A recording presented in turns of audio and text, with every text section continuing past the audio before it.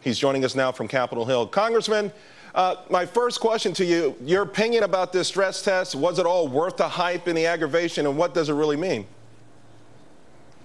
Well, Charles, you know, it's good news and bad news. The good news is that half the banks passed, but the bad news, half the banks failed.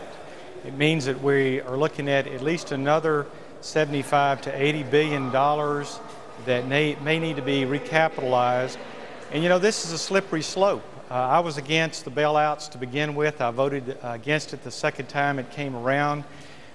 We have in capitalism an economy that depends on moving out the poor management, bringing in the good management when the results are bad. And anytime you have government that puts its claws into our business and it protects big business and big banks to the tune of trillions of dollars to the taxpayer, I think we really are down a slippery slope, and this just shows that we haven't solved this problem yet. Speaking of that slippery slope, some banks already tonight have said they're going to go out and raise money, but there are some that obviously are going to have to come back to the taxpayer. Is there any alternative other than just, again, taking money from the taxpayer and rewarding, to your point, these banks that failed a long time ago? Well, obviously, these banks are welcome to go out into the credit markets, look for investors to get capital any way any other business would.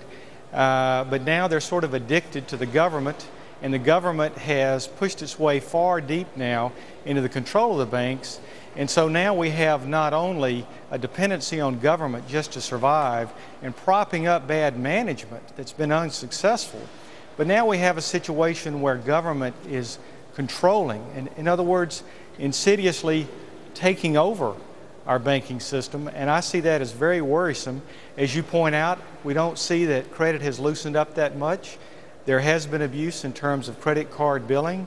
We in fact passed a law just this past week on that very subject to help protect consumers on that. Congressman, there's a headline out right now from Bank of America expressing their goal to get the government out of their business as soon as possible. Are they speaking out of both sides of their mouth? Is this a legitimate on their part?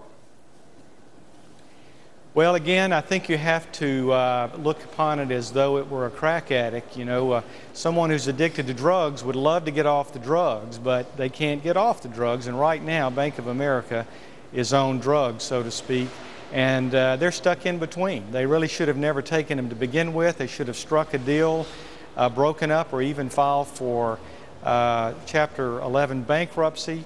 You see, my opinion and the opinion of many of my colleagues on the Republican side of the aisle is that we should protect depositors for sure.